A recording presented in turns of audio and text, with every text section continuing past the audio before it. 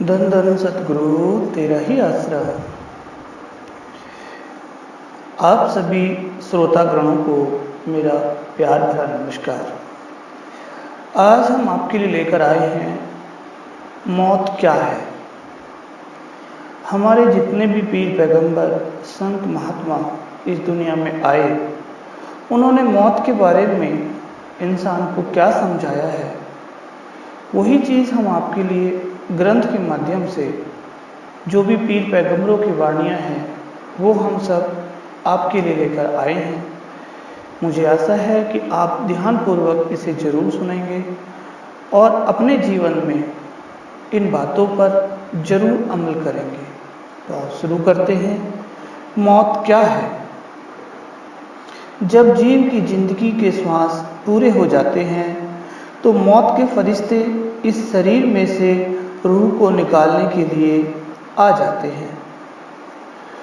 रूह के बिना यह शरीर मिट्टी की एक ढेरी ही है। आत्मा इस शरीर को छोड़कर किसी और दूसरे शरीर में जा प्रवेश करती है। आत्मा का इस प्रकार का घर तब्दील करना ही मौत कहलाता है। शरीर नाशवान है और मरता रहता है, परंतु आत्मा अजर अमर है, जो समय पाकर भिन्न भिन्न शरीर धारण करती रहती है। फारसी भाषा में इस क्रिया को इंतकाल करना अर्थात तब्दील हो जाना कहते हैं। जब तक रूह जन्म मरण के चक्कर में से आज़ाद नहीं हो जाती, तब तक इसे हर मौत के बाद एक नया जन्म लेना पड़ता है। जो जीव सतगुरु द्वारा संसार के झंझटों से सदा के लिए आज़ाद होने का ढंग सीख लेता है, यानी नाम जपने की युक्ति प्राप्त कर लेता है, वह शब्द की कमाई से स्थूल शरीर को छोड़कर सूक्ष्म कारण तथा इससे भी ऊपर के मंडलों से होता हुआ निज घर अर्थात सचखंड में पहुंच जाता है और उसे सदा के लिए आज़ादी प्राप्त हो जाती है। वह काल के आवागमन के चक्कर से अपना पीछा छुड़ा लेता है। जो रूह इस संसार में आई है, उसने एक दिन अवश्य यहाँ से जाना है। शरीर मिट्टी है और रूह अमर है। मरना सत्य है और जीना झूठ है। सेंट पॉल जी कहते हैं, मौत एक आखिरी शत्रु है जिस पर हमने विजय प्राप्त करनी है। मौत का दर्द। मौत के समय रूह अर्थात जिस्म को छोड़ती है तो जो कष्ट होता है वह वर्णन से बाहर है। ग्रंथों में जिक्र आता है कि मौत का समय सबसे अधिक कष्टदायक होता है। उदाहरण के लिए श्रीमद् भागवत में लिखा है कि रूह को जिस्म में से निकलते समय इतना दर्द होता है जितना कि एकदम 100,000 बिच्छू मिलकर इकट्ठा डंक मारे। एक बिच्छू के काटने से ही इतना दर्द होता है कि आप 8 पहर तक जीव तड़पता रहता है। कुरान शरीफ में वर्णन आता है कि मौत के समय रूह को इतना कष्ट होता है जितना कि एक कांटेदार झाड़ी को गुद्दा के रास्ते डालकर मुंह के रास्ते खींचने से होता है। सहनसा मस्ताना जी महाराज फरमाते हैं कि जैसे रेशमी कपड़े को किसी कांटेदार झाड़ी पर डालकर खींचा जाए तो वह तार तार हो जाता है, इसी प्रकार जब आत्मा को शरीर से अलग किया जाता है तो इसकी भी वैसी हालत होती है। इस बारे में संत फकीर फरीद साहिब जी फरमाते हैं कि रूह शरीर को छोड़ना नहीं चाहती और डर के मारे शरीर में जो 32 कोठनियाँ बताई गई हैं उनमें जा छुपती है, परंतु काल रूपी यमदूत इन सबको तोड़कर रूह को घसीटकर यानी शरीर से निकालकर ले जाते हैं। मौत कभी टलती नहीं है। बड़े बड़े सूरवीर, योद्धा, पीर, पैगंबर आदि कोई भी मौत से बच न सका और न ही कोई इसका डटकर मुकाबला कर सका। लुकमान, बुकरात, जालिमूस तथा धनंतर वैद जैसे भी मौत को टाल ना सके। धार्मिक ग्रंथ कहते हैं कि कई ऐसे वैद भी हो गुजरे हैं जिन्होंने मौत से बचने की दवा भी बना ली थी, परंतु जब मौत आई तो वे उसे रोक ना सके। हमारा यह शरीर जो कि 5 तत्व से बना है, काल की अमानत है। जिस प्रकार हमारा कोई सदैवी अधिकार नहीं बल्कि रूह के रहने के लिए निश्चित समय के लिए ही मिलता है। निश्चित समय पूरा होने पर काल शरीर को छीन लेता है, अथवा यह भी कह सकते हैं कि हमारा शरीर भी किराए के मकान की तरह है जिसकी म्याद पूरी होने पर खाली करना पड़ता है। मौत के सामने वैद्य, हकीमों व डॉक्टरों के सब यत्न निष्फल हो जाते हैं। हीले रिजक बहाने मौत के अनुसार, जैसे मालिक किसी हीले बहाने रिजक रोटी देता है, ठीक इसी प्रकार कोई ना कोई कारण या बहाना मौत का भी बन जाता है। गुरुवाणी में गुरु साहिब फरमाते हैं और कहते हैं कि एक हकीम ने चिकित्सा शास्त्र तथा कई अन्य ग्रंथ हिकमत के पढ़े और फिर जंगलों में जाकर ईश्वर की भक्ति करने लगा। हकीम की सख्त साधना और श्रद्धा पर खुश होकर भगवान ने दर्शन दिए और कहा, मांगो क्या चाहिए। हकीम ने प्रार्थना की कि हे प्रभु, मेरी केवल एक ही मांग है कि मेरी दवाई में ऐसी शक्ति हो कि जिस बीमार के अंदर चली जाए, चाहे उसे कोई भी बीमारी हो, ईश्वर दूर हो जाए, उसकी दूर हो जाए। ईश्वर ने उसकी प्रार्थना स्वीकार कर ली। फिर क्या था, उस भक्त ने हिमाकत करनी शुरू कर दी। चिरंकाल से बीमार और दुखी लोग स्वस्थ होने लगे और इस प्रकार उसका यश देश के कोने कोने में फैल गया। एक बार ईश्वर की ऐसी करनी हुई कि उसी शहर के राजा का लड़का बीमार हो गया। जब उसके निजी हकीमों से वह इलाज हो गया तो सभी वजीरों ने राजा को सलाह दी कि फलां भक्त हकीम को बुलाया जाए। उसकी दवाई में इतनी क्षमता, इतनी शक्ति है कि दवाई अंदर जाते ही चाहे कैसा और कितना भी पुराना रोग क्यों ना हो, परंतु दूर हो जाता है और रोगी बिल्कुल स्वस्थ हो जाता है। यदि दवाई राजकुमार के अंदर चली गई तो यह अवश्य ही ठीक हो जाएगा। राजा ने उस भक्त हकीम को बुलाकर आदर सहित अपने पास बिठाया और अपने बेटे के इलाज के लिए प्रार्थना की और कहा कि मैं आपको मुंह मांगा इनाम दूंगा यदि आप मेरे बेटे की जान बचा दें। आपका मेरे ऊपर भारी एहसान उपकार होगा। हकीम ने अपनी तपस्या के बल से प्राप्त किए वरदान के सहारे अपनी दवा की एक गोली पानी के साथ राजकुमार के मुंह में डाल दी। गोली मुंह के रखते ही राजकुमार के प्राण निकल गए। राजा अपने पुत्र की मौत से अत्यधिक बेचैन और दुखी हुआ और गुस्से में आकर हकीम को बुरा भला कहने लगा कि तूने ठगी का जाल बनाकर लोगों को भरमा रखा है।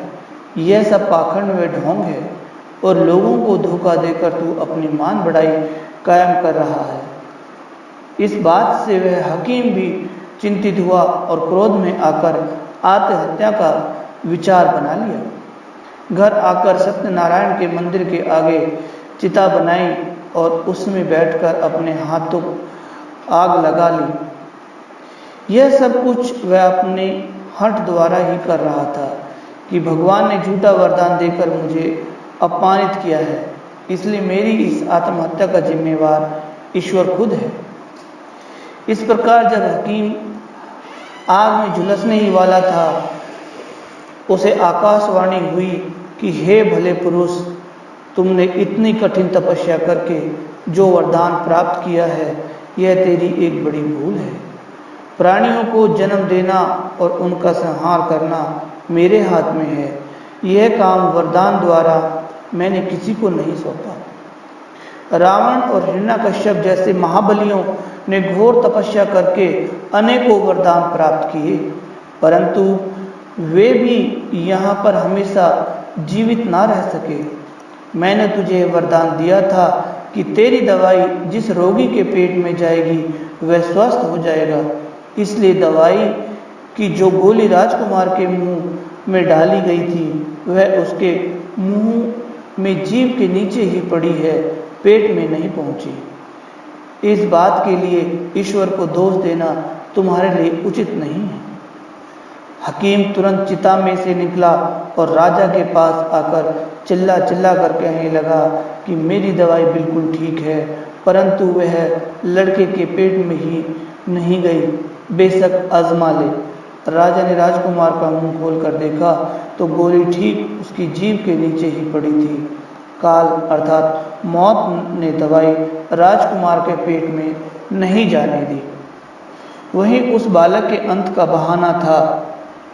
यह सब कुछ देखकर राजा, प्रजा तथा सब दरबारी कहने लगे कि हकीम की दवाई बिल्कुल ठीक है, परंतु मौत ने गोली रोगी के पेट में जाने ही नहीं दी। इसमें भक्त हकीम का कोई दोष नहीं है।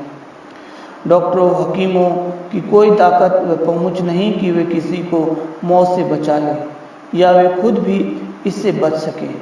शारीरिक या मानसिक रोग अपने ही किए पिछले कर्म द्वारा पेश आते हैं। जीव को उनका फल अवश्य ही भुगतना पड़ता है। रोग की बुनियाद खत्म हो जाने पर ही दवाई अपना पूरा असर करती है, परंतु जब श्वास पूरे हो चुके हों तो फिर कोई भी रास्ता मौत से बचाने का नहीं सोचता। काल मौत का कोई न कोई बहाना बनाकर अपना दिया हुआ शरीर जीव से छीन लेता है। इस संबंध में कबीर साहिब जी आगे फरमाते हैं, वैद्य अपनी दवा बूटी का अहंकार करता है कि दवाई मेरे पास है, मैं सब कुछ कर सकता हूँ, परंतु यह मूर्ख उस कर्ता सृजनहार के भेद को नहीं जानता। यह सब कुछ तो ईश्वर ने अपने हाथ में ले रखा है।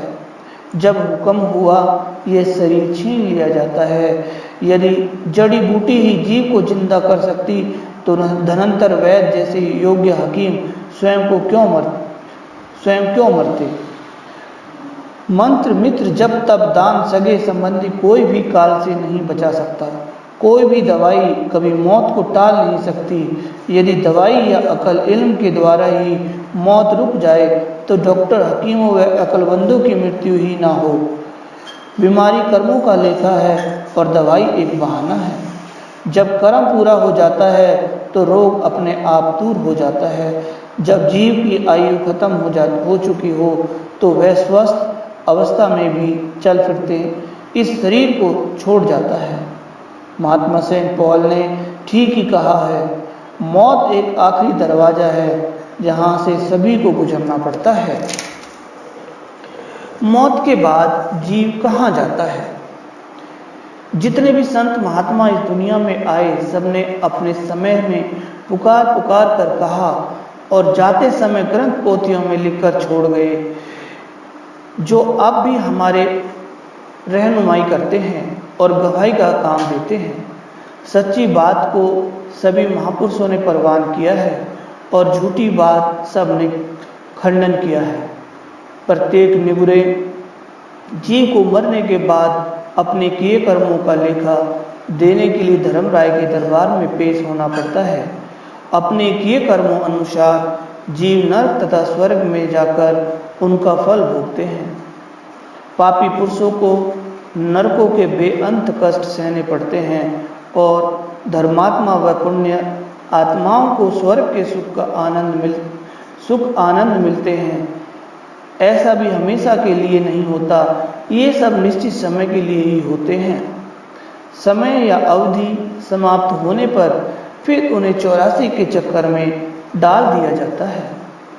संत महात्माओं की शुभ शिक्षा को जीव पढ़ते सुनते तो हैं, परंतु उन्हें केवल किस्से कहानियाँ तथा अफसाने ही समझते हैं। आम लोग तो यहाँ तक कह देते हैं कि संतों ने जीव को डराने के लिए वाणी की रचना की है, ताकि ये जीव पापों से बचा रहे। हमें इस बात की लापरवाही नहीं करनी चाहिए, क्योंकि मौत हमारे सिर पर ठीक ऐसे खड़ी है जैसे चिड़िया के ऊपर बाज चक्कर काटता है, अथवा बिल्ली चूहे की ताक में रहती है।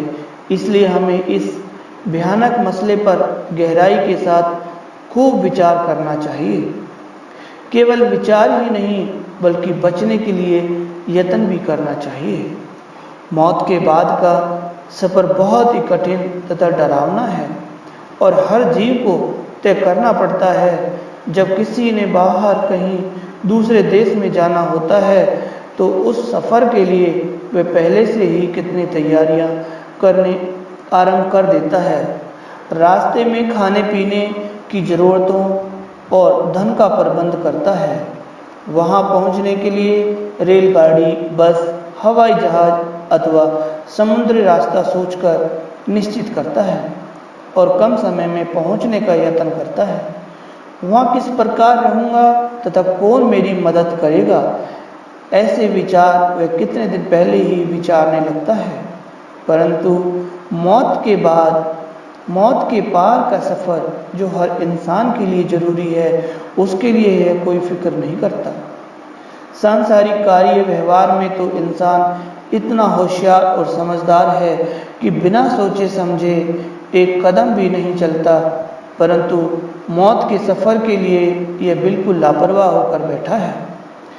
इस सफ़र के लिए काम आने वाला साधन जो नाम शब्द है, क्या वह इकट्ठा किया है अथवा पल्ले बांधा है? इकट्ठा करना तथा पल्ले बांधना तो एक तरफ रहा, इसे तो यह भी पता नहीं कि इसने मरकर कहाँ जाना है, कौन इसके साथ जा सकता है और वहाँ पर क्या चीज़ इसके काम आएगी। वहाँ जाकर कहाँ रहना है, क्या किसी रहबर जो रूहानी शिक्षा मंडलों का वाकिफ हो उसे साथ ले जाने का प्रबंध किया है। इन सब बातों को सोचना तो कहीं दूर रहा, यह तो अपनी मौत को भी भूल बैठा है। क्या मैंने भी मरना है? इंसान इस काल के बेगाने देश को ही अपना देश समझे बैठा है। इस देश को छोड़कर जहाँ जाना है और जहाँ अंत काल तक रहना है, यह उसके लिए मन में कोई ख्याल तक भी नहीं रहता और ना ही उसके बारे में कभी सोचता है। गुरु अर्जुन देव जी आगे समझाते हैं कि हे जीव, इस नाश होने वाले देश को अपना समझ बैठा है, जिसे एक दिन छोड़कर जाना है, परंतु मौत के बाद जहाँ व्यवहार पड़ना है और जहाँ बेअंत समय तक रहना है, उसके संबंध में यह कोई फिक्र तक भी नहीं करता। मौत जो एक दिन जरूर आएगी तथा जिसने आते वक्त कोई देरी नहीं करनी, उसकी ओर से इंसान को आंखें बंद नहीं करनी चाहिए। मौत के भयानक दुखों से बचने के लिए आवश्यकता अनुसार यत्न पहले ही कर लेना चाहिए, क्योंकि इसका कोई समय निश्चित नहीं है। ये कभी भी आ सकती है। इससे बचने का उपाय केवल नाम दवाई है। नाम रूपी दवाई जीव के पास होने से मौत का डर नहीं रहता। नाम के रंग में रंगे हुए प्रेमी इस नाशवान व झूठे देश से नफरत करते हैं और मौत को ललकारते हुए कहते हैं कि जब जी चाहे आ जाना, अब हमें तेरा कोई डर नहीं।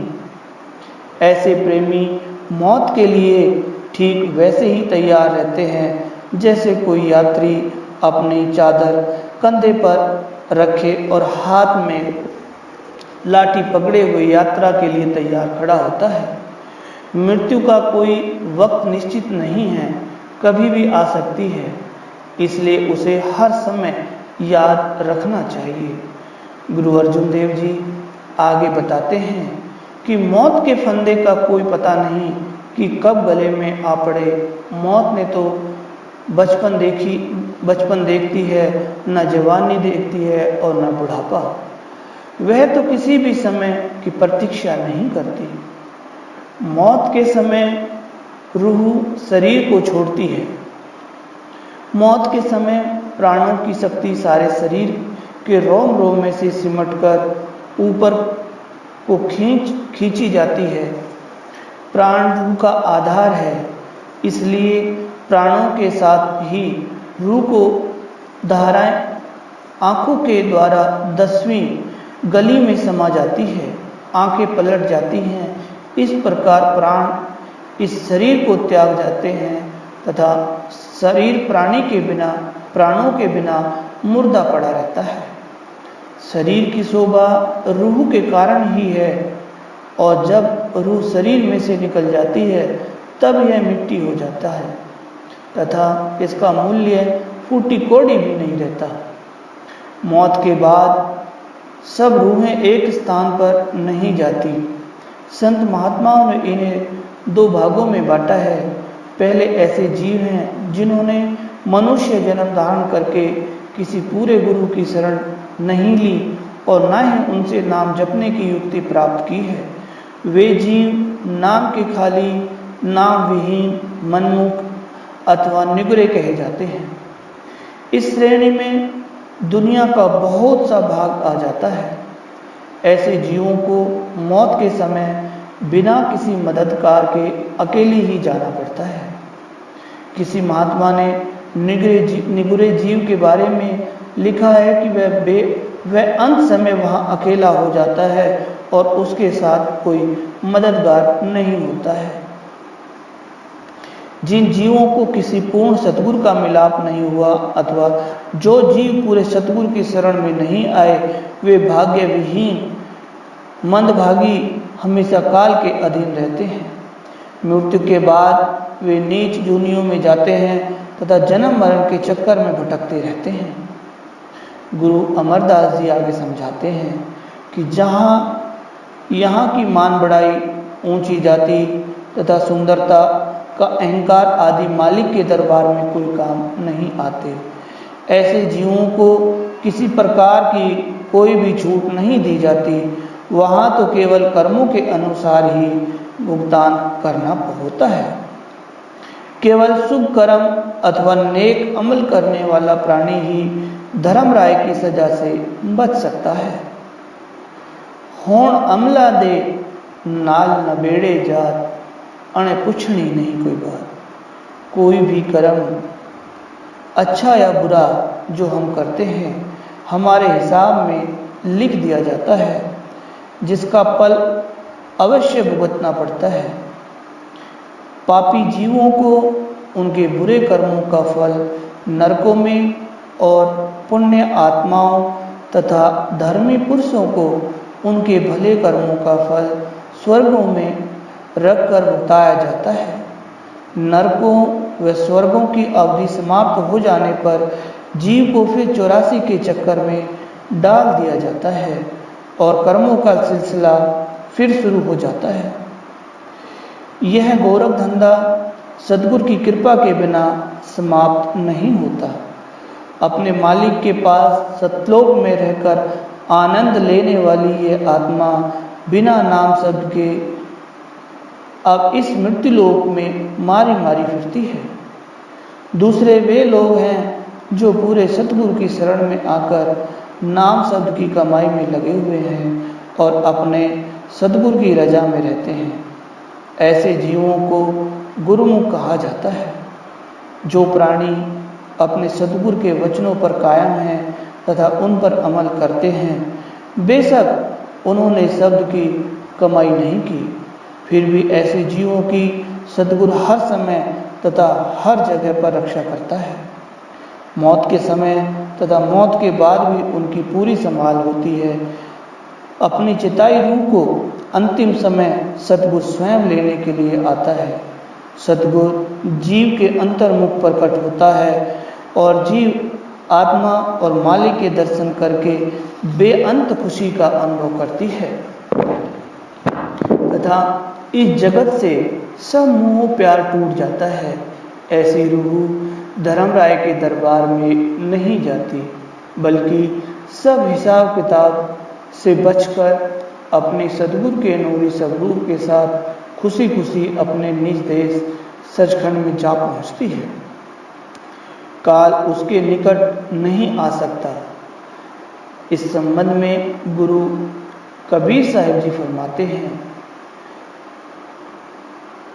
जिस प्रकार सोने को जंग नहीं लगता और लोहे को घुन नहीं खाती, इसी प्रकार सतगुरु का शिष्य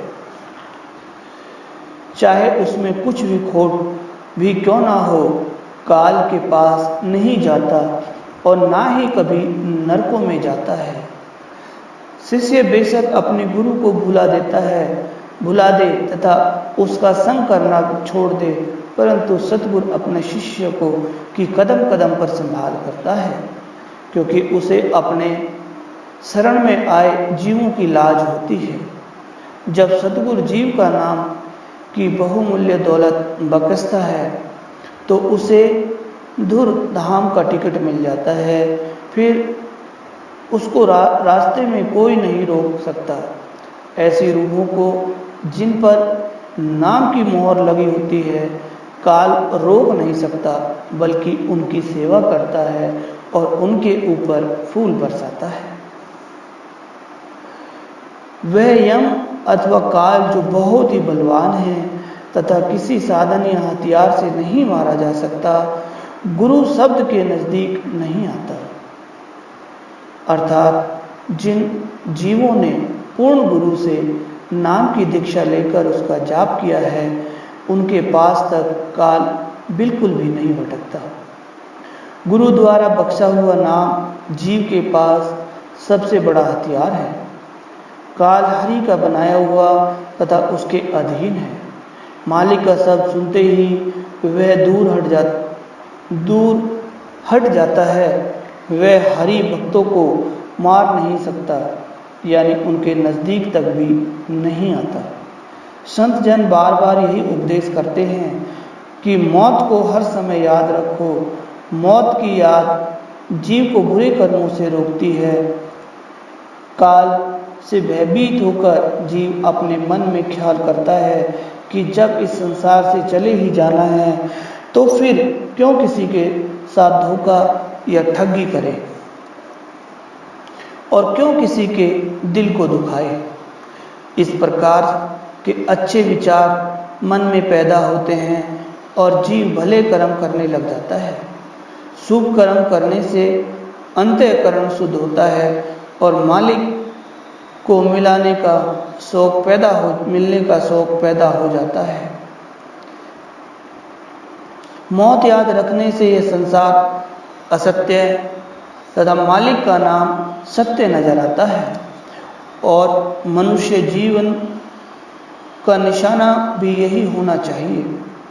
इसके विपरीत जब मौत भूल जाती है तो मन में यह विचार कर जाता है कि हमने यहाँ सदा के लिए रहना है। इसलिए जीव खूब मकान, जमीन तथा दुकानें आदि बढ़ाने में मस्त रहने लगता है और दूसरे से दूर हो जाता है। मौत को याद रखना यह विचार जीव को बहुत से पाप कर्मों से बचा लेता है। इसी विषय के संबंध में आगे गुरु गोविंद सिंह जी इस प्रकार फरमाते हैं। एक बार श्री गुरु गोविंद सिंह जी के पास एक बादशाह आया और कहने लगा, सच्चे पातशाह, अमीर घराने वाले तो शिकार खेला करते हैं, आपको भी शिकार खेलना चाहिए। गुरु साहिब जी कहने लगे कि इस काम के लिए हमारा दिल नहीं चाहता। बादशाह के बार बार कहने पर उन्होंने कहा, अच्छा, किसी दिन खेलने को दिल चाहा तो तुम्हें भी बुलाएंगे। कुछ विचार विमर्श करने के बाद गुरु साहिब ने बादशाह को कहा कि तुम्हारे प्रति हमें एक बात याद आई है जो बताए बिना नहीं रह सकता। बात यह है कि तुम्हारी आयु बहुत ही थोड़ी है। बादशाह बड़ा हैरान हुआ तथा कहने लगा, महाराज अब यह बताओ कि कितनी उम्र और बाकी है। गुरु साहिब ने कहा, केवल 8 दिन बाकी रह गए हैं, इसलिए तुमने जो जरूरी काम काज करना है कर लो। बादशाह यह सुनकर घर वापस चला आया। मौत के डर से वह बेचारा बहुत घबरा गया। काम धंधे करने तो एक तरफ रहे, डर के कारण उसे खाना पीना तक भी वह भूल गया। बादशाह का चेहरा पीला पड़ गया। उसने अपने शरीर को भी कोई सुध न रखी। जब 7 दिन बीत गए तो गुरु हरगोविंद साहिब जी बादशाह के पास आए और कहा, सुनाओ बादशाह जी, क्या हाल है? बड़े उदास नजर आ रहे हो। हम तो शिकार खेलने के लिए आए हैं। आज मन में आया कि बादशाह के साथ शिकार खेलने चलेंगे। बादशाह कहने लगा, महाराज क्या बताऊं, बहुत ही हैरान और उदास हूँ। कोई चीज़ भी अच्छी नहीं लगती। शिकार खेल कर क्या लेना है, जब कल को तो मर ही जाना है। यह सुनकर गुरु हरि गोविंद साहिब जी हंस पड़े और कहने लगे कि तूने कल को मरना नहीं, यह तो तुम्हारे दिल में एक वहम पैदा किया था। देखो, तुम्हें 8 दिन पहले ही मौत का भय हुआ और तुम कितने उदास हो गए। शिकार खेलना तो कहीं दूर रहा, तुम्हें तो अपने शरीर की सफाई तथा खाने पीने की भी सुध न रही। इसी प्रकार हमें जन्म से ही यह पता है कि एक दिन यहाँ से जाना है, इसलिए 8 दिन तो दूर रहे। यहाँ तो एक पल का भी भरोसा नहीं है। फिर हम किस लिए शिकार खेलकर पाप करें? इस प्रकार बादशाह को ज्ञान हो गया।